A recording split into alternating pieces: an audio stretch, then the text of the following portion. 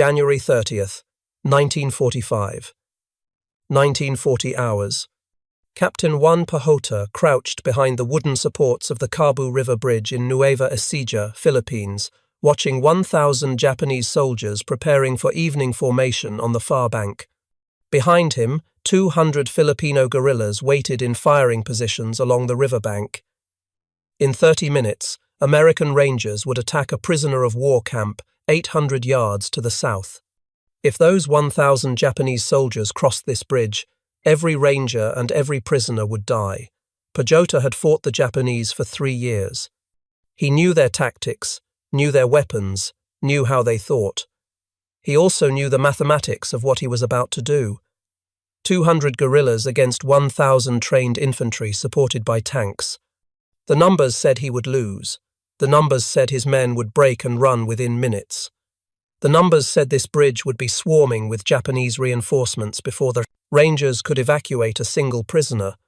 But Pajota had something the numbers did not account for. He had a bridge rigged with explosives, a V-shaped choke point, and 25 landmines buried in the approach.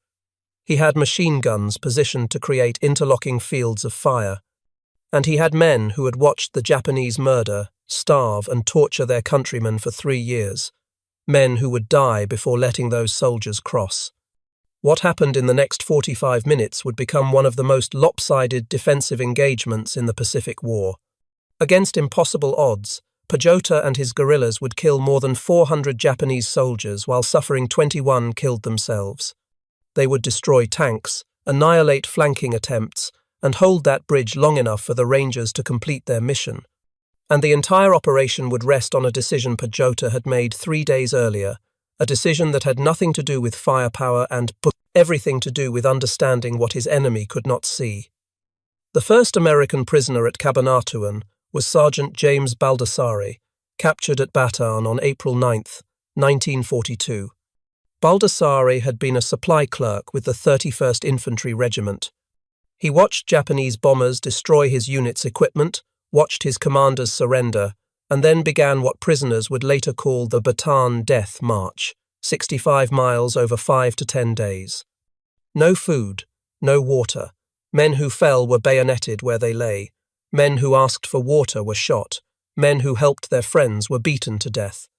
Of the 76,000 men who began that march, fewer than 54,000 reached Camp O'Donnell alive. Baldassare survived. He weighed 170 pounds when he surrendered. He weighed 112 pounds when he reached O'Donnell. 3 months later, he weighed 94 pounds when they transferred him to Cabanatuan.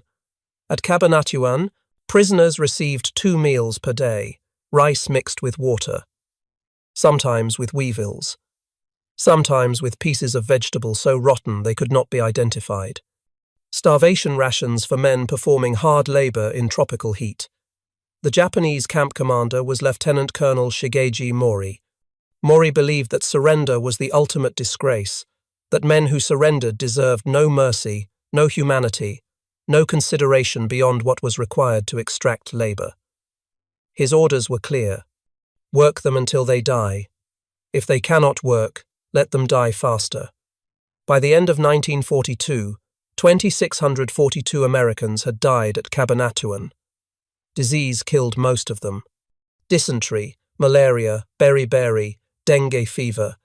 Infections that would have been treatable anywhere else but at Cabanatuan meant death because there was no medicine. The Japanese provided none. They forbade the prisoners from receiving any from outside. Baldassare watched men die in the barracks next to him. He watched them die in the latrines, too weak to stand. He watched them die during formation, collapsing in the morning Sunday.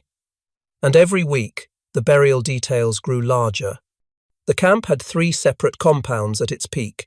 Camp 1 held the sick and disabled.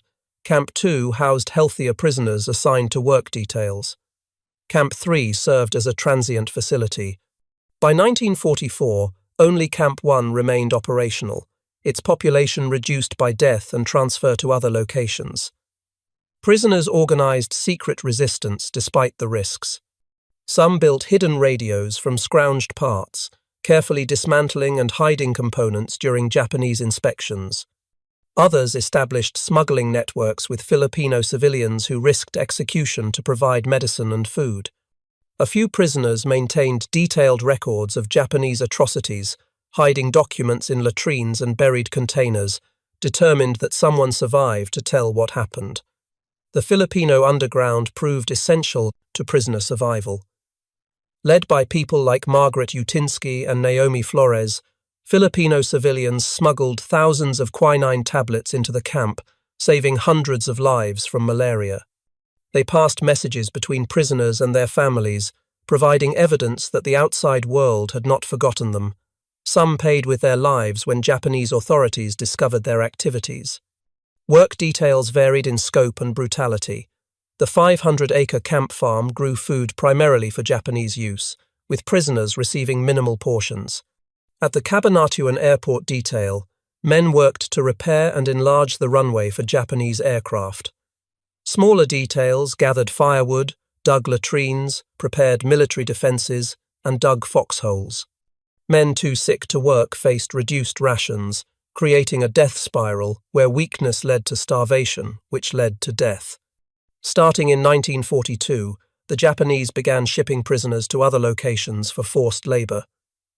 Thousands were transported to Japan, Formosa, Manchuria, and other occupied territories. Many died during transport when Allied submarines or aircraft attacked unmarked Japanese ships carrying prisoners. The Japanese refused to mark prison ships, resulting in tragic incidents where Allied forces unknowingly killed their own men. By mid-1943, more than half the original Cabanatuan prisoners were dead. The survivors had watched friends die of starvation, disease, random violence. They had watched Japanese guards execute men for stealing food, for talking back, for being too sick to work. The psychological toll was worse than the physical suffering. Some men simply stopped trying. They stopped eating what little food they received. They stopped getting up for formation. They lay in their bunks waiting to die. The other prisoners called it giving up. The camp doctors called it terminal despair. The Japanese called it acceptable. By December 1944, approximately 516 Americans remained alive at Cabanatuan. Most were too weak to walk without assistance. Many suffered from untreated tropical ulcers, gangrene, infections that had progressed for months or years. The youngest prisoner was 20 years old. The oldest was 56. The average prisoner weighed less than 90 pounds. The worst part was not knowing if anyone cared. The Japanese told prisoners daily that America had forgotten them, that their families believed them dead, that no one was coming to save them. Some prisoners believed it. They wrote letters that would never be sent. They made plans for after the war they would never see. They told themselves stories about rescue that seemed more desperate with each passing month. Then, on December 14th, 1944, something happened that confirmed their worst fears. The Palawan massacre occurred on December 14th on Palawan Island, 300 miles south of Luzon. 150 American prisoners were held there in a camp similar to Cabanatuan. When American forces landed on nearby Mindoro, the Japanese camp commander received orders from Tokyo. Execute the prisoners. Leave no witnesses. The guards told prisoners there would be an air raid drill. They ordered everyone into covered trenches. Once the prisoners were inside, guards poured gasoline into the trenches and threw in lit torches. Men were burned alive. Those who tried to escape were machine-gunned or bayoneted. 11 men survived. They jumped into the ocean, swam to nearby cliffs, and hid until nightfall. Filipino guerrillas found them and smuggled them to American lines. Those survivors told their story to Army intelligence officers. The massacre reached 6th Army headquarters within 48 hours. General Walter Kruger understood the implications immediately. If the Japanese were executing prisoners on Palawan, they would execute prisoners everywhere. There were thousands of American prisoners in camps across the Philippines. Kruger needed to rescue them before the Japanese could carry out similar orders. Major Robert Lapham commanded Filipino guerrilla forces near Cabanatuan. Lapham was 28 years old, from Iowa, fluent in Tagalog, and had been living behind Japanese lines for 3 years. His guerrillas controlled most of the rural areas around Cabanatuan. They knew every road, every village, every Japanese position. On January 26th, Lapham rode 30 miles through Japanese territory to reach 6th Army headquarters. His horse was exhausted. Lapham had not slept in 2 days. But he had information that could not wait. He met with Colonel Horton White, 6th Army intelligence officer. Lapham spread a hand-drawn map on the table. He pointed to Cabanatuan prison camp, marked with a red circle. Approximately 500 American prisoners, Lapham said. Most are survivors of Bataan and Corregidor. The Japanese have orders to execute them if American forces approach. There are about 200 guards in the camp. Another 1,000 soldiers bivouacked at Cabu Creek, less than a mile north of the compound. 5,000 more Japanese in Cabanatuan City, 4 miles south. The main highway in front of the camp is heavily trafficked with retreating Japanese units, tanks, trucks, entire battalions moving through daily. White listened without interrupting. When Lapham finished, White asked one question. Can they be rescued? Lapham said yes. But it needs to happen immediately. Once American forces get closer, the Japanese will execute the prisoners rather than let them be liberated. White contacted Lieutenant Colonel Henry Mucci, commander of the 6th Ranger Battalion. The Rangers had been training for exactly this type of mission. Small unit operations, hit-and-run attacks, rescues behind enemy lines. Mucci had 121 men available. White told him to select his best company and prepare for a raid 30 miles behind. Japanese lines. Mucci selected C Company and F Company. He also requested Alamo Scouts, elite reconnaissance units that specialized in intelligence gathering deep in enemy territory. 2 Alamo Scout teams were assigned, Team Nellist and Team Rounceville, 14 men total, the best reconnaissance specialists in the Pacific Theater. The mission briefing was held on January 27th. Mucci outlined the plan. Rangers would infiltrate through Japanese lines, link up with Filipino guerrillas, assault the camp at dusk, evacuate all prisoners, and return to American lines before Japanese reinforcements could respond. The entire operation had to be completed in under 12 hours. Any longer and they would be caught in daylight with 500 barely mobile former prisoners and Japanese divisions converging from multiple directions. The risks were extraordinary. 30 miles behind enemy lines with no air support and minimal backup. If anything went wrong, extraction would be impossible. The Rangers would be surrounded, outnumbered, and eliminated. But the alternative was allowing 500 Americans to be executed. The choice was clear. Mucci emphasized 3 non-negotiable requirements. First, complete surprise.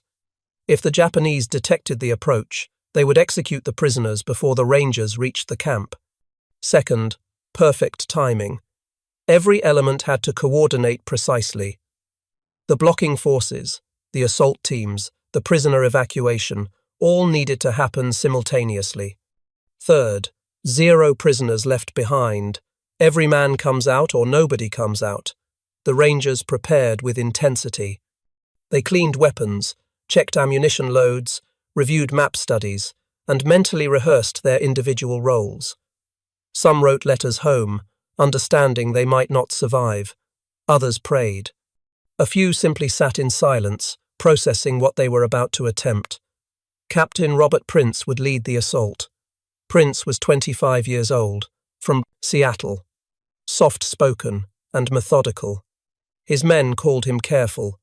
Officers who had trained with him called him meticulous. Mucci called him the most tactically sound company commander in the battalion. Prince studied the intelligence reports. The camp was surrounded by open fields that had been cleared to prevent prisoner escapes. Guard towers at each corner, wire fencing, barracks for guards. Transient quarters for Japanese units passing through the area. The buildings where prisoners were housed were in the northwest corner of the compound. The biggest problem was not the camp itself. It was the Japanese force at Cabu Creek, 1,000 soldiers with tanks, trucks, and heavy weapons. If they responded to the attack, they could reach the camp in minutes. The Rangers would be caught in the open with prisoners who could barely walk. Prince needed a blocking force, something that could hold that bridge long enough for the rescue to be completed, something that could stop 1,000 Japanese infantry from crossing a river. That was when Juan Pajota entered the planning. Pajota had been fighting the Japanese since January 1942. He was 31 years old, a former Philippine Scouts lieutenant, trained at the Philippine Military Academy. When the Philippines fell, Pajota refused to surrender. He took his men into the mountains and began a guerrilla campaign that would last the entire war. By January 1945, Pajota commanded approximately 250 guerrillas in the Cabanatuan region. They were farmers, former soldiers, students, anyone willing to fight. They had been attacking Japanese convoys, cutting supply lines, rescuing downed American pilots, and gathering intelligence for 3 years. Pajota met with Mucci and Prince at Balangcarin village on January 29th. Pajota brought maps, sketches, intelligence reports his men had compiled over months of observation. He knew the camp layout better than the Rangers, knew their own base. But Pajota had concerns. He asked Mucci when they planned to attack. Mucci said tonight, January 29th. Pajota said no. The highway in front of the camp had been packed with Japanese traffic all day, columns of trucks, tanks, entire units moving north. An attack tonight would be detected immediately. They needed to wait until traffic decreased. Also, Pajota said, the 1,000 Japanese at Kabu Creek were on alert. His scouts had observed increased patrols, defensive preparations. Something had them spooked. An attack while they were alert would be suicide. Mucci did not want to delay. Every day increased the risk that prisoners would be executed. But Prince agreed with Pajota. They needed better conditions. One more day might make the difference between success and catastrophe.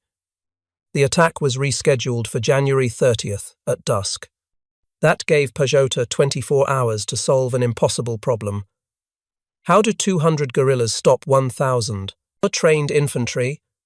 Most commanders would have focused on firepower, more guns, more ammunition, more explosives. But Pajota understood something more important. He understood psychology.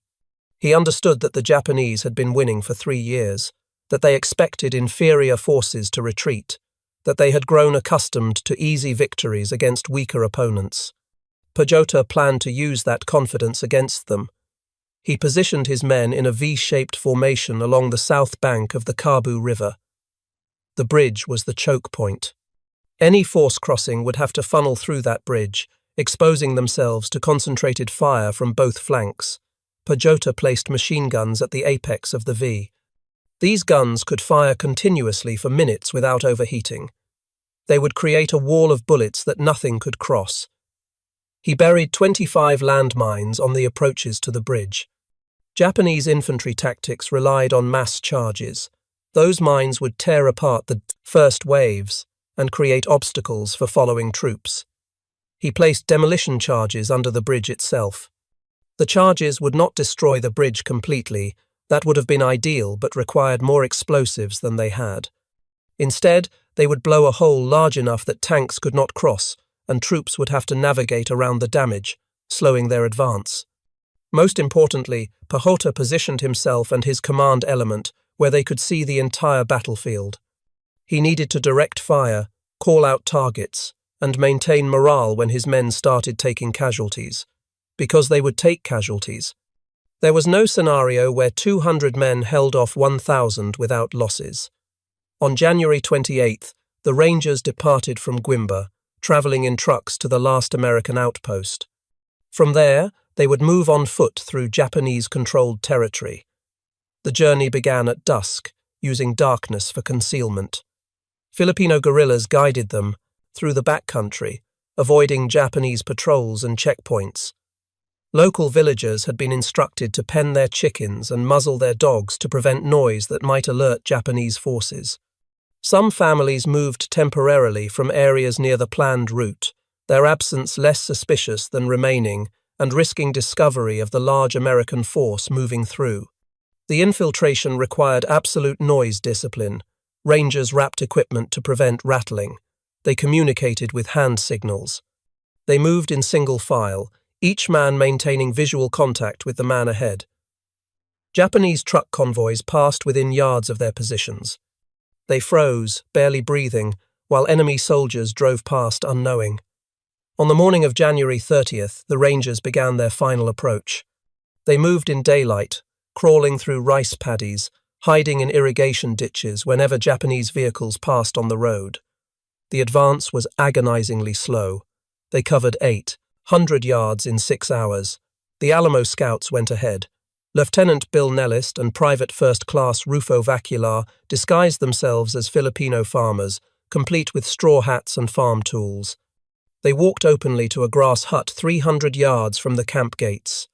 From inside the hut, they could see the entire compound. For 2 hours, Nellist and Vacular observed. They counted guard positions, noted shift changes, identified the prisoners' barracks, and located a shed containing 4 Japanese tanks. They sketched everything. When they finished, they crawled back to the Ranger position and delivered their report. Prince adjusted his plan based on the new intelligence. F Company, under 2nd Lieutenant John Murphy, would attack the front gate and eliminate the guard towers. C Company, under Prince, would hit the rear of the camp and clear the prisoner barracks. The attack would begin at exactly 1940 hours. A P-61 Black Widow night fighter would buzz the primes at camp to distract the guards, while Rangers crawled into position.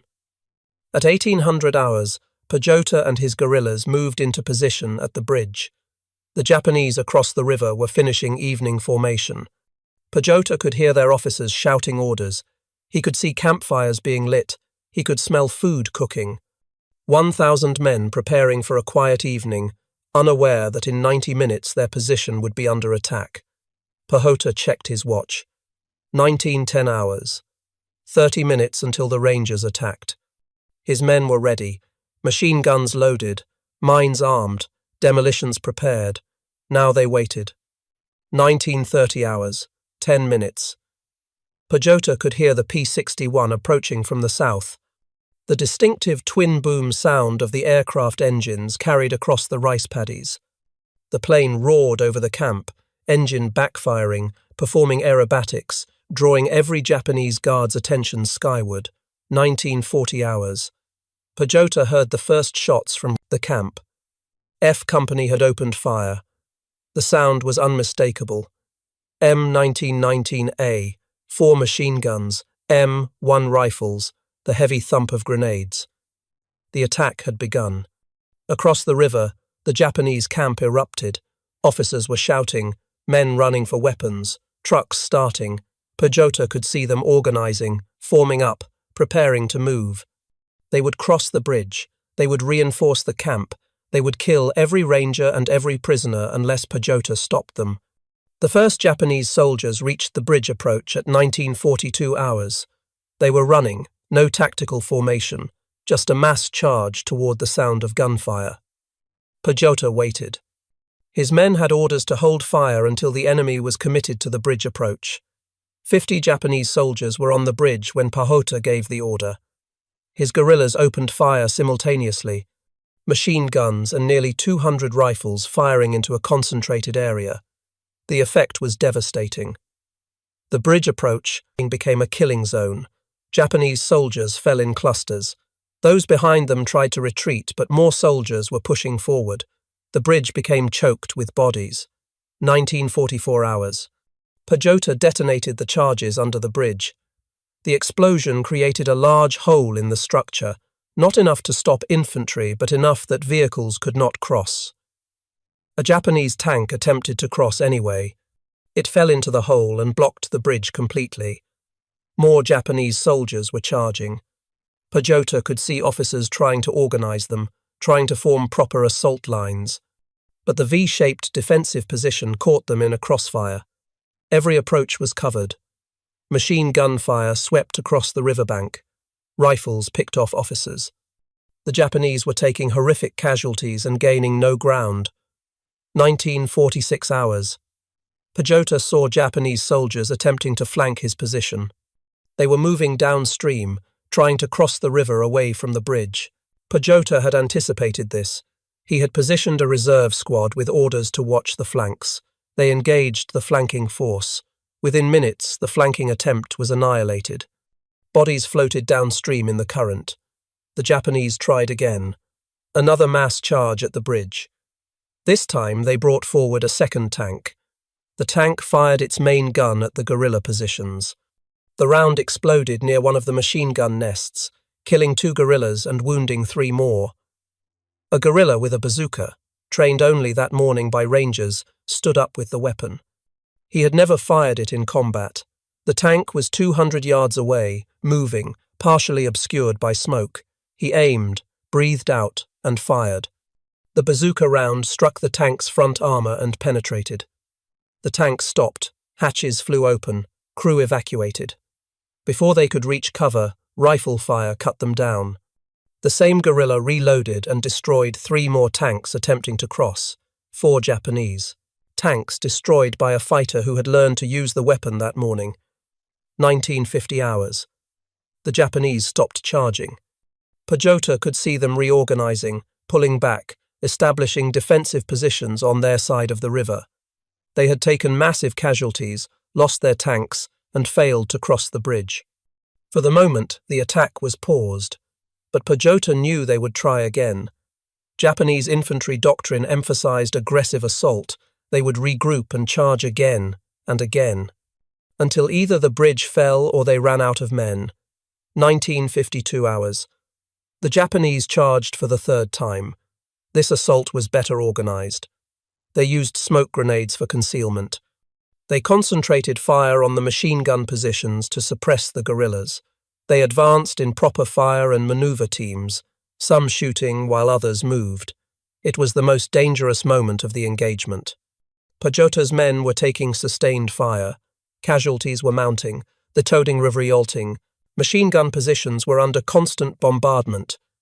If one of those guns went silent, the entire defensive line could collapse. But the guerrillas held. They had personal stakes in this fight that went beyond tactics or duty. Many had family members who died at Japanese hands. Many had spent 3 years watching their country occupied, their people starved, their culture suppressed. This bridge was more than a military objective. It was revenge, justice, liberation, all concentrated into a few square yards of ground they would not surrender. 1958 hours. Pajota saw a red flare rise from the prison camp. That was Prince's signal. The Rangers had evacuated all prisoners. They were moving toward the Pampanga River rendezvous point. The mission was complete. But Pajota could not withdraw yet. The prisoners were still within range. If Japanese forces crossed the bridge now, they could intercept the evacuation. Pajota needed to hold for at least 10 more minutes, 20 hours. Another Japanese charge. This one was desperate, suicidal. They knew the prisoners were escaping. They knew reinforcements would arrive too late. This was their last chance to salvage something from the disaster. They charged straight into the machine gun fire. No cover, no concealment, just running directly at the bridge. Dozens fell. Then dozens more. The machine guns were overheating, barrels glowing red from sustained fire. Guerrillas were pouring water on them to cool them down while continuing to fire. 2 hours. The charge broke. The surviving Japanese soldiers retreated. They had lost more than half their force trying to cross that bridge. Their officers were dead or wounded. Their tanks were destroyed. Their morale was shattered. 20:05 hours. Prince fired a second red flare. That was the signal for Pajota to withdraw. The prisoners were across the Pampanga River. They were safe. Pajota gave the order. His guerrillas pulled back, by squads, covering each other's retreat. They moved quickly through pre-planned withdrawal routes. Behind them, the bridge was littered with Japanese dead.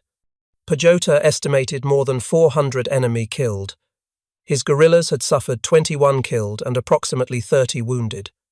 Against 1,000 attackers supported by armor, his 200 men had held that bridge for 25 minutes and inflicted a casualty ratio of more than 15 to 1.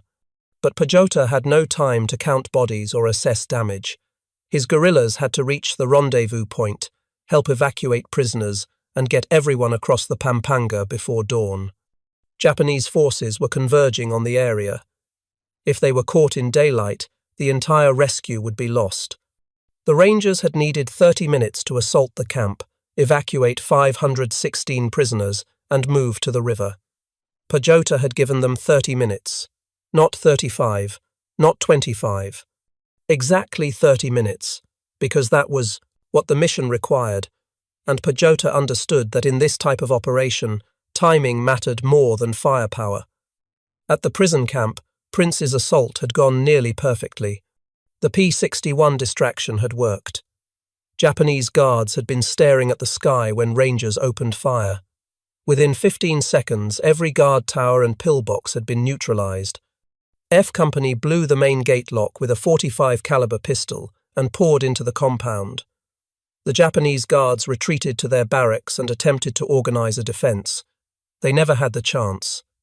Rangers cleared the barracks with grenades and rifle fire. Resistance collapsed within minutes. The camp was secure. Inside the prisoner barracks, men reacted with confusion and disbelief. Some thought it was a Japanese trick. Others believed they were hallucinating from fever and malnutrition. Rangers had to convince prisoners that the rescue was real, that Americans had come for them, that they were finally going home. Some prisoners wept. Others laughed hysterically. A few were too weak to react at all. Rangers found men who weighed less than 80 pounds, barely alive, unable to comprehend what was happening. Medical personnel quickly assessed who could walk and who needed immediate carrying. The evacuation revealed the full extent of prisoner suffering. Men had tropical ulcers that exposed bone. Others had untreated fractures that had healed incorrectly. Many were blind from vitamin deficiencies. Some had lost the ability to speak from prolonged isolation. The Rangers saw firsthand what 3 years of Japanese captivity had done to American soldiers. One prisoner, a colonel who had commanded thousands of men before Bataan, weighed 79 pounds and could barely whisper. Another, a former athlete, had legs so thin that Rangers feared they would break if lifted incorrectly. These were not the vigorous young men who had deployed to the Philippines in 1941. These were broken survivors who had endured hell. But then Prince encountered a problem he had not fully anticipated. The prisoners were in worse condition than intelligence had suggested. Many could not walk. Some could not stand. They had been starving for 3 years, and the sudden excitement of rescue was causing medical emergencies. Several prisoners were having heart attacks from shock and stress. Prince ordered his men to carry everyone who could not walk. If necessary, carry 2 men per ranger. No one gets left behind. That had been Muchi's order, and Prince would execute it regardless of how difficult it made the evacuation. Rangers hoisted prisoners onto their backs and began moving toward the gate. Some prisoners weighed less than 90 pounds. Rangers could carry them easily. Other prisoners were in such poor condition that Rangers had to fashion litters from bamboo and cloth. One prisoner died of a heart attack as a ranger carried him through the gate. He had survived 3 years of captivity, survived disease and starvation and torture, and died 100 feet from freedom. The ranger who had been carrying him wept openly but kept moving. There were 515 other men who needed to get out. By 2000 hours, every living prisoner was out of the camp. Prince formed them into a column with rangers providing security on all sides. They moved as quickly as the prisoners could manage, which was not fast enough. Japanese reinforcements were coming from Cabanatuan City. If they did not reach the Pampanga River within the hour, they would be caught. Local Filipino villagers had organized a caravan of carabao carts, water buffalo-drawn wagons used for transporting rice and goods. Captain Pajota had arranged for these carts days earlier. There were supposed to be 26 carts. By the time the column reached the river, there were over 100. Villagers from every nearby barangay had brought their carts, their animals, their children, to help evacuate the prisoners. The prisoners were loaded into carts. Those who could walk were helped across the river on foot. The evacuation became a community effort. Filipino civilians risked their lives to help men they had never met, men from a country thousands of miles away, simply because it was the right thing to do. By midnight, the entire force was across the Pampanga. Prince sent word to 6th Army headquarters. Mission successful. 516 prisoners liberated, 2 Rangers killed, 4 wounded. Estimated 500 to 1,000 Japanese casualties. General Walter Kruger received the message at 0100 hours on January 31st. He immediately ordered a cordon of American forces to move forward and secure the evacuation route. By dawn, the rescued prisoners were behind American lines. 3 years of captivity were over.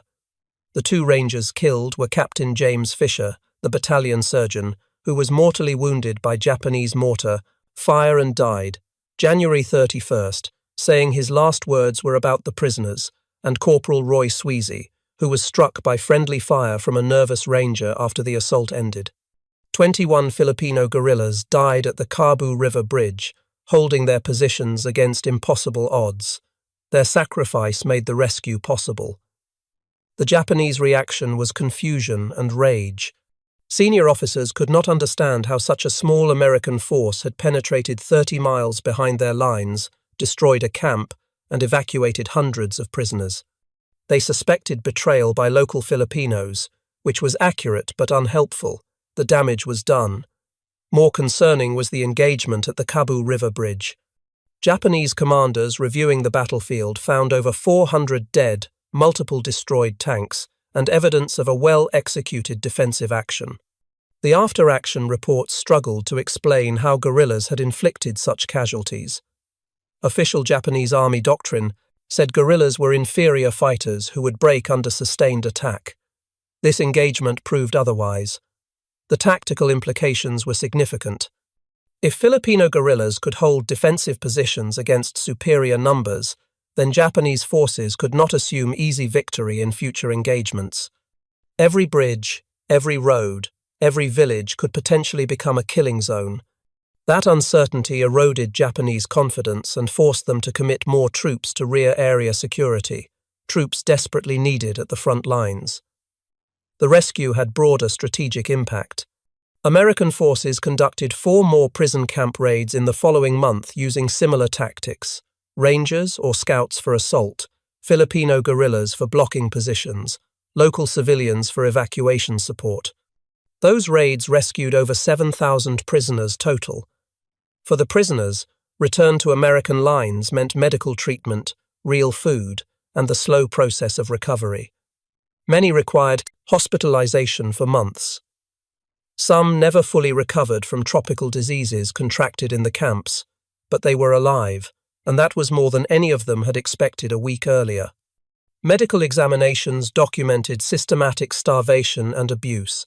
The average rescued prisoner weighed between 70 and 90 pounds. Many suffered from beriberi, pellagra, scurvy, dysentery, and multiple parasitic infections simultaneously. Dental examinations revealed teeth lost to malnutrition. X-rays showed fractures that had never been set. The physical evidence supported war crimes charges. Prisoner testimonies provided detailed accounts of Japanese atrocities. They described the Bataan Death March with specifics. Exact locations where men were bayoneted, names of Japanese officers who ordered executions, dates and details of specific incidents. They documented daily conditions at Cabanatuan, the starvation rations, the arbitrary beatings, the men worked to death, the sick left to die, without medical care. These testimonies became critical evidence in war crimes prosecutions after the war. Several Japanese officers responsible for prisoner camps were tried and convicted based on survivor accounts from Cabanatuan and other facilities. The rescued prisoners had kept their promise to document everything, and their records ensured accountability. The rescue also allowed families to learn what happened to loved ones who had died in captivity. Survivors carried messages from men who did not survive, final words for wives and children, details about how and where men died. For families who had received telegrams stating missing in action or presumed dead, these personal accounts provided closure that official records could not. Mucci and Prince received the Distinguished Service Cross for their leadership. All Rangers received Silver Stars or Bronze Stars. The 14 Alamo Scouts received Presidential Unit citations. General MacArthur personally presented awards on March 3, 1945, stating, "No incident of the campaign in the Pacific has given me such satisfaction as the release of the POWs at Cabanatuan. The mission was brilliantly successful. The Filipino guerrillas received Bronze Stars for their officers, but no formal recognition came for most participants. The United States government classified them as irregulars rather than official military units, creating legal complications regarding benefits and recognition. Juan Pajota continued fighting until the Philippines were fully liberated in August 1945. After the war, he applied for American citizenship as recognition for his service during the raid. The application sat in bureaucracy for over 30 years. Pajota traveled to the United States in 1976 to follow up on his application in person. He died of a heart attack on December 20, 1976, while waiting for the paperwork to be processed. His citizenship was approved 3 days after his death. That injustice reflects a larger pattern of neglect toward Filipino veterans. It was not until 2003 that the United States and Philippine governments established a joint commission to provide delayed recognition to surviving Filipino veterans. Juan Pajota's family received his recognition posthumously at a ceremony in Manila in 2006, attended by American veterans who had been prisoners at Cabanatuan. The Cabanatuan raid succeeded because of combined arms operations, careful planning, Filipino intelligence networks, local civilian support, and a guerrilla commander who understood that sometimes the best tactics come from understanding your enemy's psychology rather than matching their firepower. Pajota did not win that bridge engagement because he had superior weapons or numbers. He won because he understood that Japanese infantry would charge repeatedly, that their tactical doctrine prioritized aggression over preservation of Jason force, and that he could exploit that predictability by creating a killing zone they would charge into repeatedly until their force was destroyed. The raid is studied at military academies as an example of special operations planning, emphasizing the Rangers' training, the Alamo Scouts' reconnaissance, and the careful coordination of timing. But the most tactically innovative element was Pajota's defensive plan at the bridge, which receives insufficient attention in most analyses, despite being the decisive action that prevented Japanese reinforcement. Modern military forces continue to study the engagement as an example of how to maximize advantages in unfavorable situations. The principles remain applicable. Use terrain to create force multipliers, understand enemy doctrine to predict their actions, position forces to create crossfire zones, and maintain morale through clear communication and shared purpose. The raid demonstrates that military success requires cooperation across different units and cultures. The Rangers, the Scouts, the guerrillas, and the civilians all performed essential roles. Remove any element, and the operation likely fails. That interdependence deserves emphasis in an era where individual heroism is often overemphasized. The operation also demonstrated the value of unconventional forces. The Filipino guerrillas were not professional soldiers in the traditional sense. They lacked formal military training, standardized equipment, and official command structures. Yet they proved more effective than conventional units because they understood local terrain, maintained intelligence networks, and operated with flexibility that rigid military organizations could not match. American military planners learned valuable lessons about working with indigenous forces. The raid showed that local allies could provide capabilities that even elite American units lacked: knowledge of enemy patterns, understanding of civilian populations, ability to operate undetected in occupied territory, and willingness to take extreme risks for their own liberation. Future Special Operations doctrine incorporated these lessons.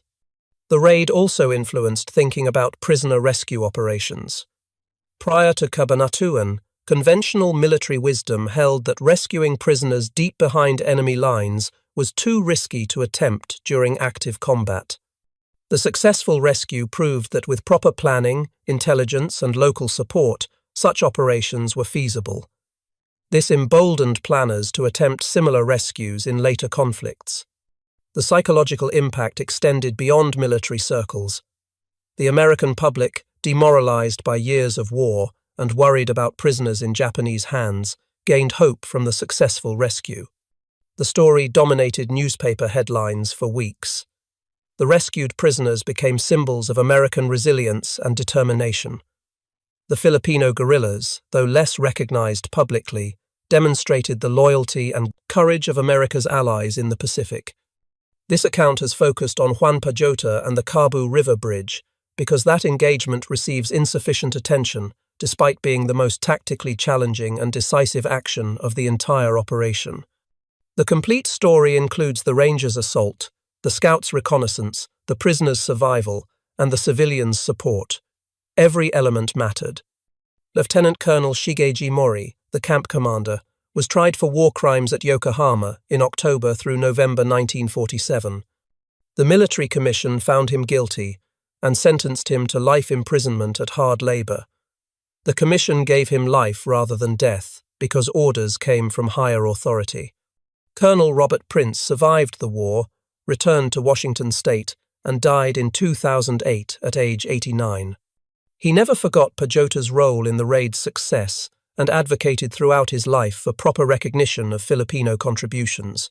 Sergeant James Baldassar, the supply clerk from the 31st Infantry who had survived the death march and 3 years at Cabanatuan, returned home to a hero's welcome he did not feel he deserved. Like many survivors, he struggled with guilt about living when so many comrades had died. He spent years writing letters to families of men who had not survived, providing details about their final days, ensuring they were remembered. His personal mission was to make certain that the dead of Cabanatuan were not forgotten by a nation eager to move past the war's horrors. Many rescued prisoners faced difficulty adjusting to normal life. 3 years of starvation and abuse left psychological scars that 1945 medicine could not treat. Some developed what would later be recognized as post-traumatic stress disorder. Others experienced survivor's guilt, asking why they had lived when friends had died. The physical recovery took months or years. The psychological recovery, for many, never fully occurred. Annual reunions brought survivors together, providing community with others who understood what they had endured. At these gatherings, former prisoners shared stories, remembered the dead, and honored the Rangers and Filipino guerrillas who had saved their lives. As years passed and numbers dwindled, these reunions became increasingly important for preserving memory and ensuring the story was passed to younger generations. The liberated prisoners testified at war crimes trials, providing crucial evidence against Japanese officers responsible for atrocities. Their detailed accounts, corroborated by hidden documents and multiple witnesses, resulted in convictions and sentences. Some survivors found this process therapeutic, achieving a measure of justice for what had been done. Others found it reopened wounds they had tried to close. All recognized it as necessary to hold perpetrators accountable and establish historical record. As we remember the Cabanatuan raid 8 decades later, we should remember it accurately. Not as an American operation with Filipino assistance, but as a joint operation where Filipino forces played the decisive role in the most challenging engagement. Not as a rescue of helpless victims, but as liberation made possible by men who maintained hope through 3 years of captivity. Not as victory through superior firepower, but as success earned through superior planning, courage, and sacrifice by Americans, Filipinos, and civilians working together toward a common purpose: